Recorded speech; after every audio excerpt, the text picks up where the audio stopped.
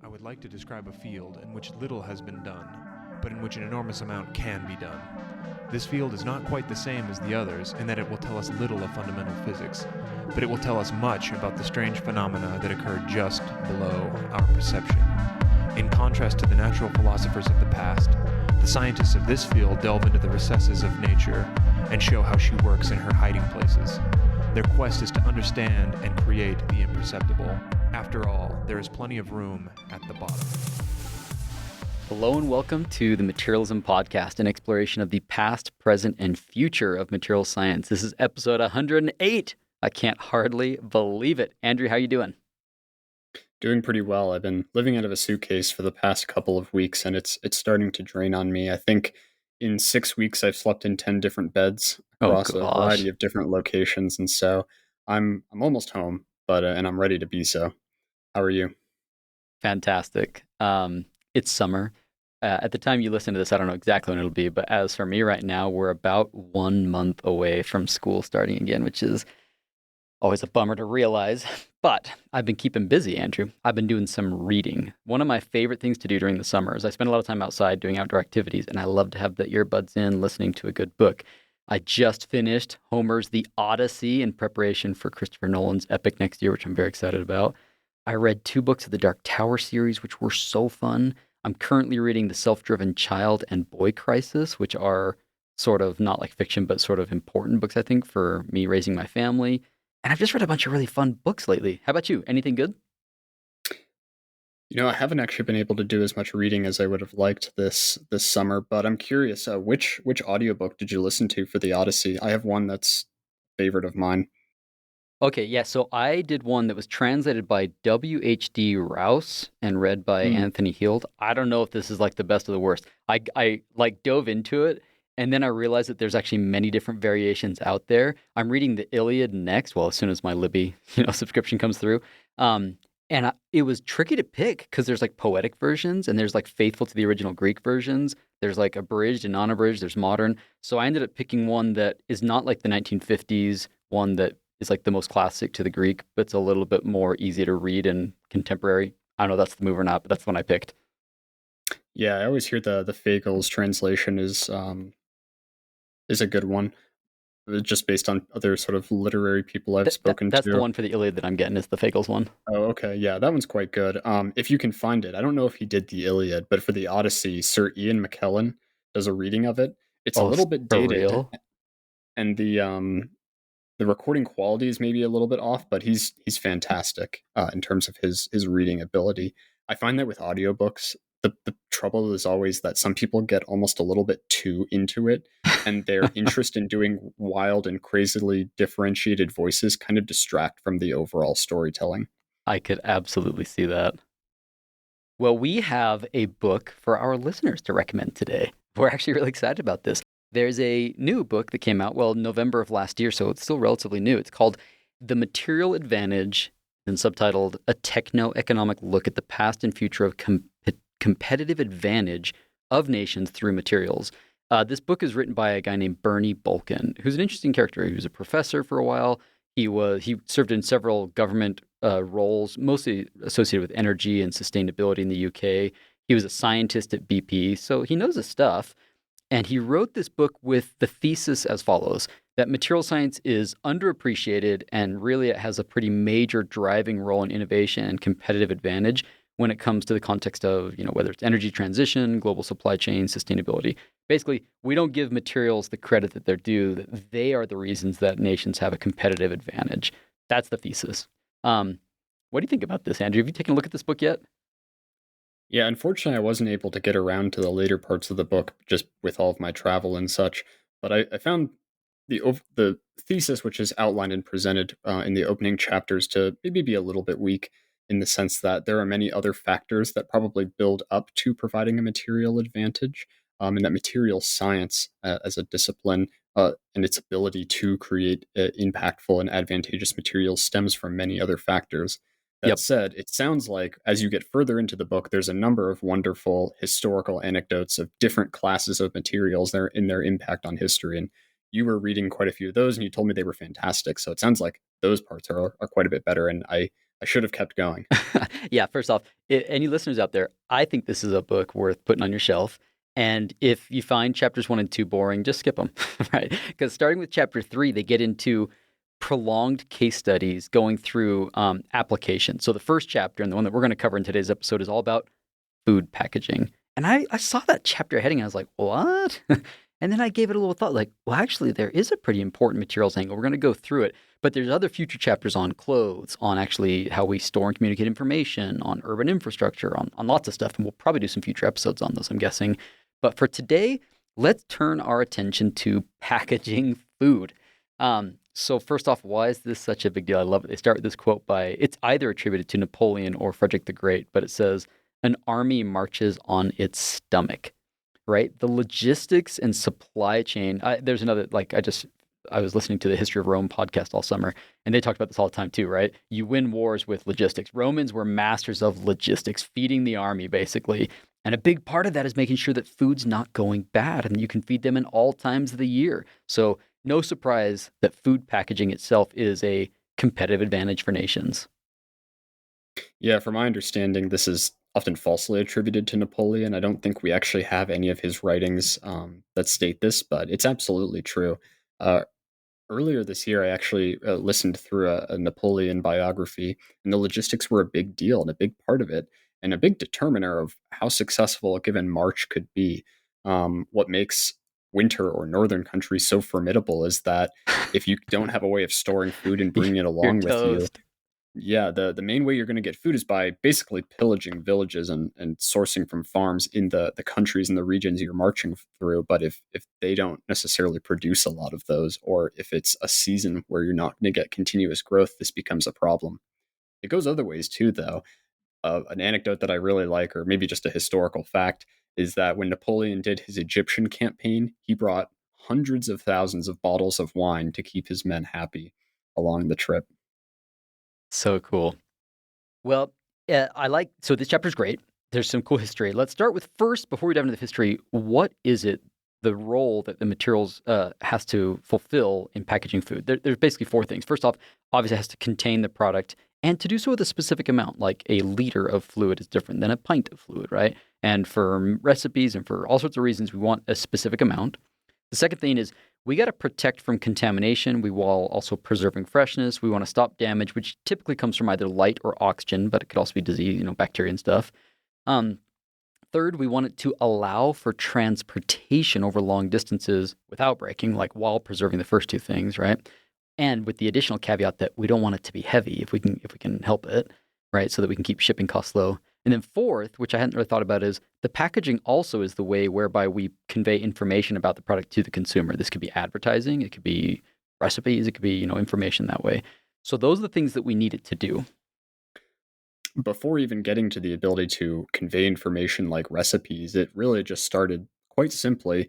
Some of the earliest pottery shards from 14,000 BC Japan were used to make vessels that could contain liquids and other sorts of things for transporting them around, or at least having a secure, safe place for them that was out of reach of animals and small children, what have you.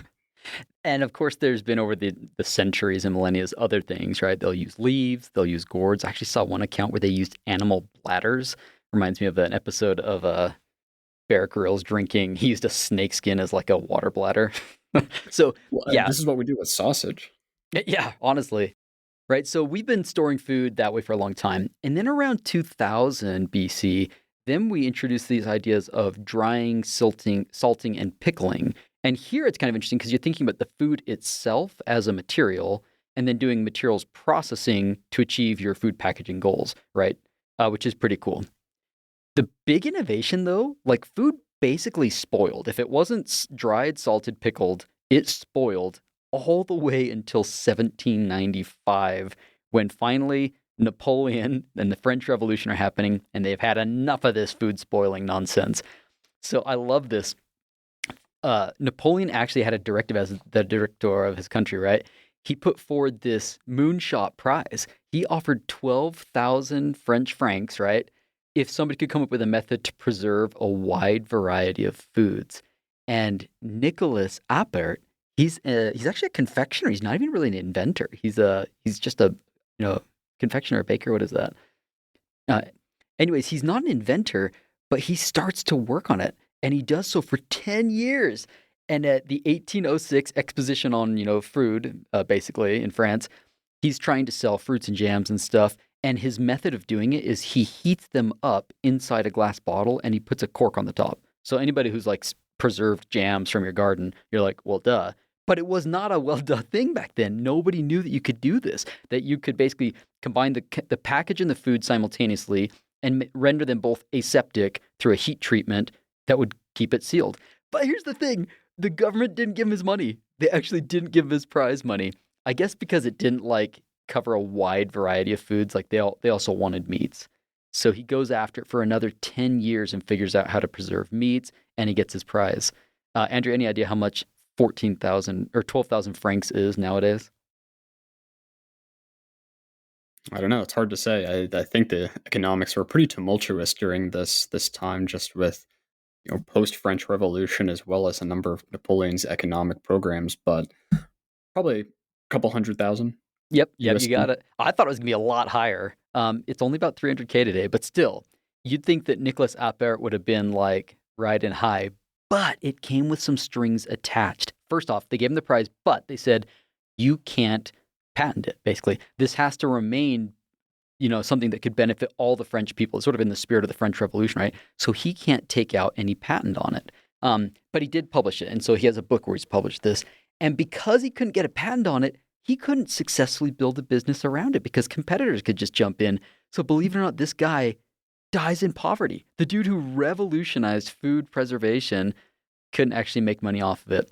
Well, fast forward a little bit. We're now in the year 1810, basically the year that he won the prize.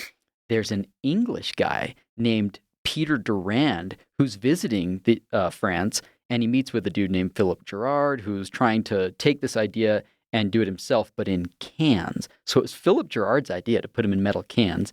But France didn't have the metallurgical know-how to fix the big problem. If you take like peaches or something, and you put them in an iron can, which is the metal they were working with, it will rust, right? It will rust. And he didn't know how to fix that. And so he's asking Durand for help on this and to help him patent it. And you know what Durand does? He does go patent it, but he doesn't include Durand. He goes back to the UK and he takes out a UK patent on it. He leaves Gerard off it. So he's a total backstabber, which is just so rich here, right? And then he's like, I have to figure out how to get tin onto the surface of this iron to prevent the corrosion, which is something that he knew people could do back home in England. I just think this is hilarious. The book has this line that says, and so all the French ideas and developments that the French government insisted on being freely available and that they'd paid for, right, became protected intellectual property in Britain. Pretty brutal.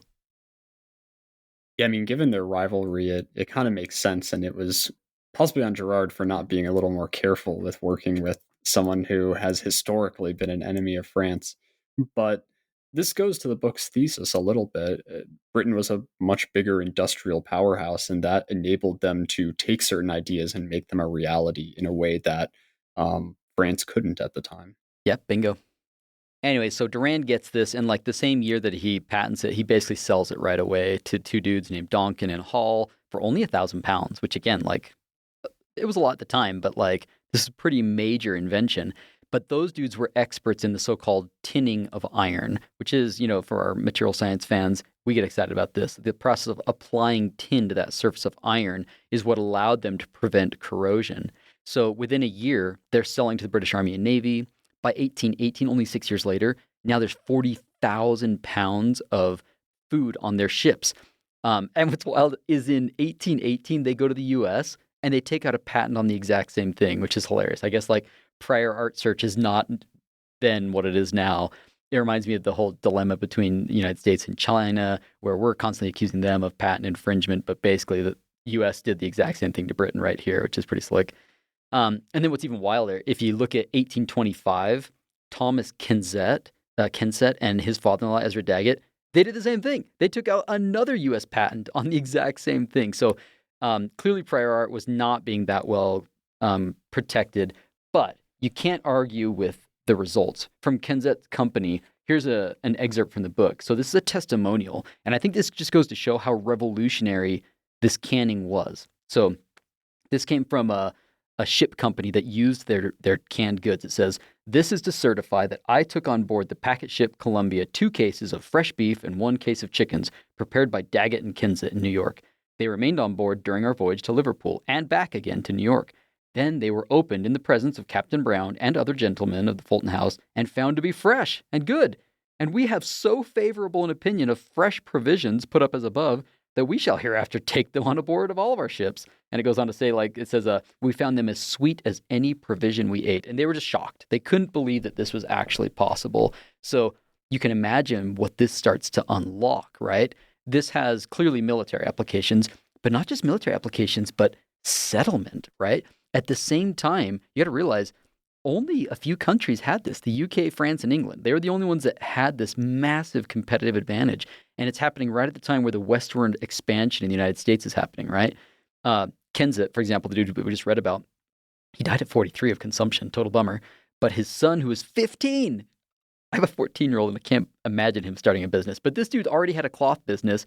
He takes over his dad's canning business and it goes nuts during the gold rush, right? All these pioneers headed out west in the United States, they're taking with them provisions. The whole westward expansion was fueled by canned food. And this makes a lot of sense as well.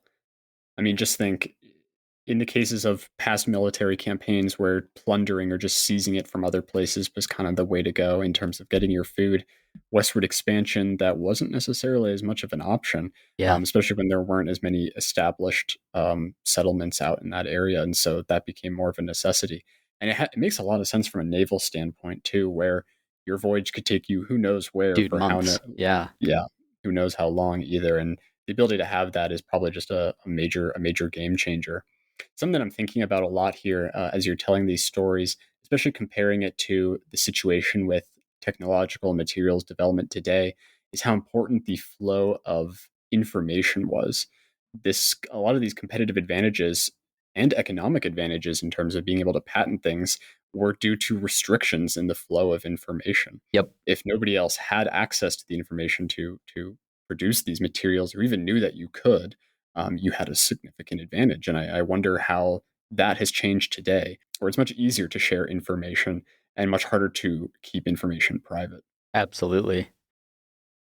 So last night, Andrew, I'm up the canyon because it's summertime and we're doing, we did some hobo dinners where you wrap your food in aluminum foil. And for dessert, I did Those are my great. famous peach cobbler. Now, the peach cobbler, I took my can of peaches. There's a little pop-top can. You pull that sucker off. There's no corrosion inside because nowadays we line them with plastic on the inside and it's so thin you can hardly see it. The pop-top made it so easy to open, but the original can looked nothing like that experience. It was, first off, it was thick. They actually had to be opened with a hammer and chisel, which is hilarious to picture that in my mind, but that's how they opened them. In fact, during the war, like the Civil War, they used these. They were opening them with swords and bayonets, right? Puncturing a hole in it, which is wild. The way they did it is they actually had a cylinder for the outside, and then they had the top and the bottom, and they would wrap that around it and solder it. So there's actually probably some cases of lead poisoning that happened from the solder getting into the food. And the cans of nowadays, well, nowadays they have the pop top, a lot of them, but before the pop top, it had the rimmed lid. What's wild is that the rimmed lid is the whole point of that so that we can clamp it with a can opener. The can opener wasn't even invented yet. It wasn't invented until 1858. So we're like 50 years later before we even had a can opener.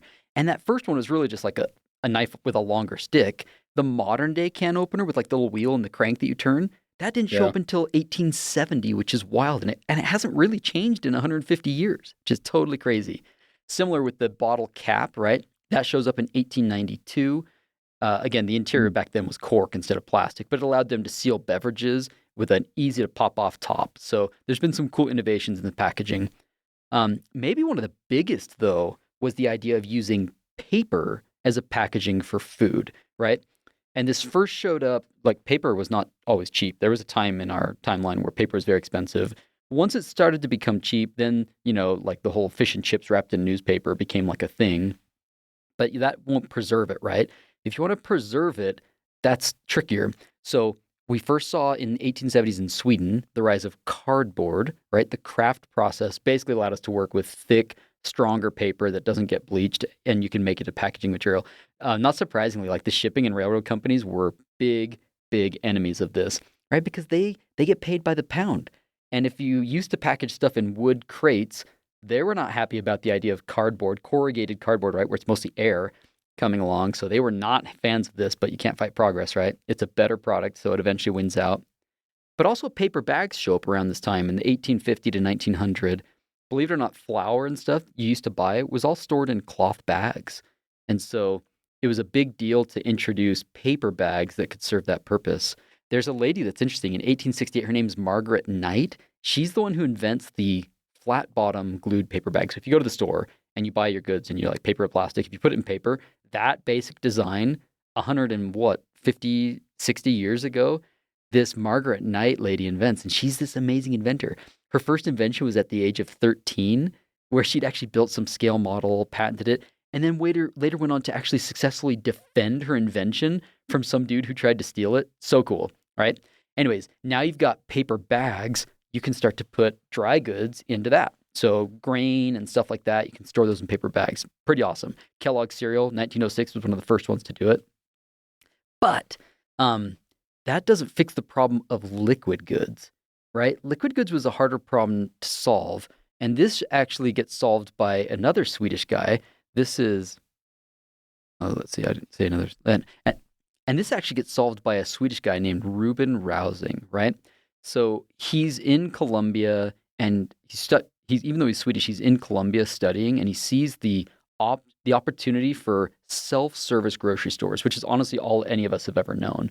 But back in the day, you used to go to the grocer, Oregon Trail style, and you provide them a list of the stuff you need, and they like bring out your goods. So you're not actually looking at the products and deciding which one to order. The grocer's doing that for you.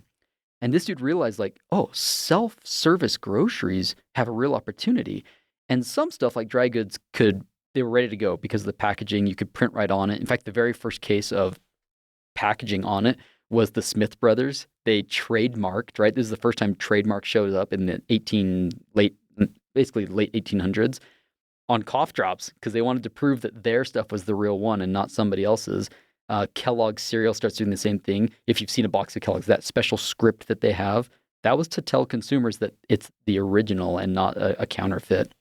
Anyways, he wants to do the same thing for wet goods, but he doesn't know how to make it happen. Meanwhile, he's seeing his wife struggle with big, heavy milk bottles. So he decides to try and figure it out. And he does something pretty radical. It's a big departure in the past. The whole idea, what Nicholas Appert did, was he put the food and the container together and then made them both aseptic at once. But this dude introduced the idea that you can make them both aseptic separately and then combine them in a way that doesn't introduce bacteria. So he did this with paper, heavy paper that's been coated with polyethylene. So the idea is like you take a tetrahedral package, just think of like if you made like origami, like rectangle, right? You fill it full of milk, and then because the paper itself has a polyethylene coating, it allows you to heat seal below the level of the liquid. You can sort of like seal it as you draw or pinch that fold. And so because you sealed it below the liquid level, there's no air, there's no bacteria, it stays long shelf life.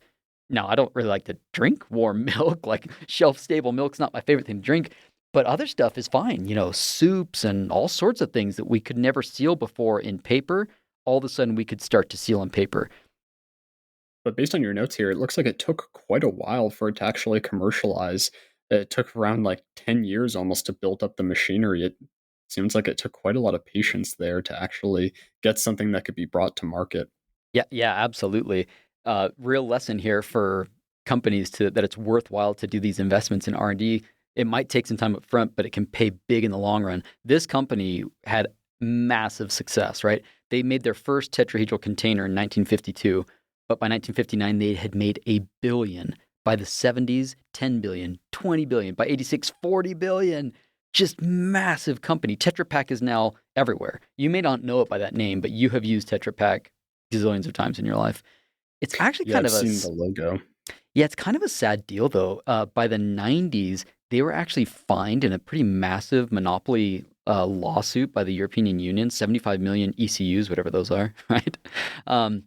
Basically, they were kind of a scumbag company. Like, they would sell your machine, but only if you used their cartons, and they had to like very strictly control the supply. They would even do some scuzzy stuff, like they would buy competitors' machines, like the entire supply of them, just to prevent them being sold to customers. or they would undersell their product at a loss just to undercut the competition. So not great, not surprising but still, it is a great technology that has massively improved everyone's life. And it's really based on, if you go to the store and buy a stick of beef jerky or, a package of soup, it's all multi-layer packaging where going from the outside inward, what you have is a layer of polyethylene, and then you've got the printed design on paper. And then behind that, you've got more polyethylene. And then you typically have an aluminum foil layer and then 2 more layers of polyethylene. And basically, they can design all these different layers to do different things. You can have a oxygen barrier. You can have a perfume barrier if you're selling soaps and stuff. You don't want the detergent, stuff to get out. You can do lots of different things by controlling these different layers and forming a multi-layer laminate. Yeah, they're pretty sophisticated. I remember at one time in a class I was doing a diffusion problem, and it wasn't a simple monolayer. There's many different materials, and they're, like you said, designed, some of them to prevent moisture, others to prevent air. They're quite complicated. And I think what's somewhat interesting now is there's a bit of a pushback against these complicated high-tech packaging due to concern over plastics contamination within the foods. And recycling. So you made this really awesome multi-layer material where all the different layers have a role to play, whether it's structural or as a barrier or whatever else. But then how do you separate those and recycle them is a massive challenge. We do not have an answer to that right now. There's some cool research happening where people are making headway, but this is not a solved problem by any means. So cool product, but from a sustainability standpoint, we may end up taking steps backwards and moving other things. In studying for this chapter, I just found so many other cool anecdotes, not necessarily in the book chapter, but, like household canning. I'm somebody who makes grape juice, and I have a big garden, and I love to turn it. And you like the mason jar, right? That was from John Landis Mason. And this is really what unlocked, brought power to the people, allowed anybody to can their own food because it had a standardized screw-on lid that made it easy to preserve and not get bacteria in there. Or cellophane shows up in the early 1900s, the first clear packaging materials. You might be like, well, why do you want it clear? Well, a candy company did. They basically wanted to wrap their chocolates in it so that a customer could see it and get the salivation, right? And start thinking about eating it before they even bought it. Or Coke's Contour glass bottle shows up in 1950. By the way, this was originally a medicine, which is hilarious. And the shape of the packaging in that case became like the thing about it. Like the shape of the bottle was a big deal. Or plastic soda bottles in the 1970s. A guy named Nathaniel Wyeth, I guess when they would try and carbonate beverages, they couldn't do it with the plastics of before because the CO2 would diffuse out, permeate, out. But he fixed that problem, allowing us to have, beverages that didn't work. Or the 1980s, right? Had the microwave popcorn bag. You want to spread the heat evenly because you don't want some of your popcorn to pop and the rest to burn, right? But he also had to build a microwave susceptor material inside of it. And then there's modified atmosphere packaging, right? If you've done this with meat, you ever noticed if you open up like a package of ground beef, it's like nice and red, but if you open it, it changes color in the air. That's because they package it under non-oxygen, right?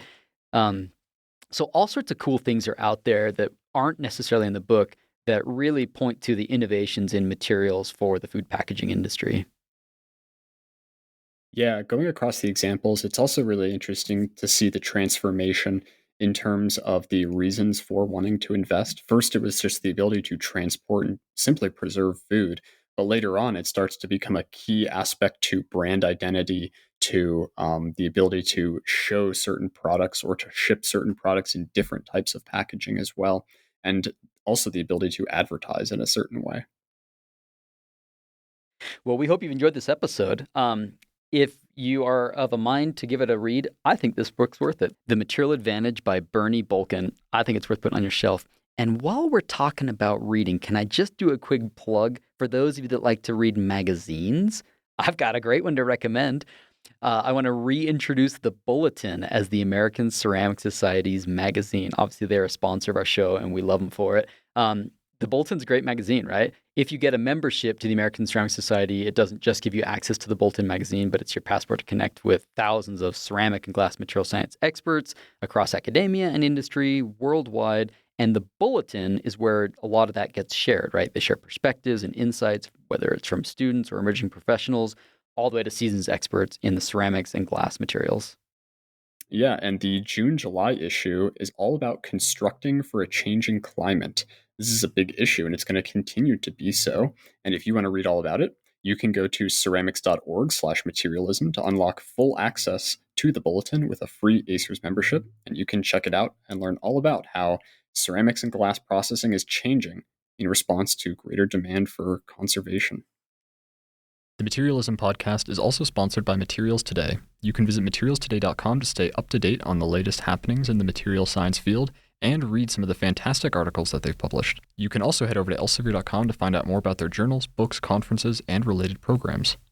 And as always, we are so excited to have you guys a part of the show. I just got back from a conference where I met with so many listeners. It is absolutely unreal to be connecting with audience members from around the world. We would love to hear more feedback on what stuff you guys want to hear. You can find us at materialism.podcast@gmail.com or the @materialismpodcast on Instagram, or pretty much everywhere you want to find us. We are out there and we love hearing feedback on the show. Special thanks to the people who make the music possible for this show, Alphabot and Kolobyte. We appreciate you. And that's it. We will see you guys next time. The inventors of fire, electricity, magnetism, iron, lead, glass, silk, cotton, the makers of tools, the captors of lightning, the architect, the engineer, the musician, are all beneficiaries of the materials of this world and are bound only by their imaginations in manipulating those materials.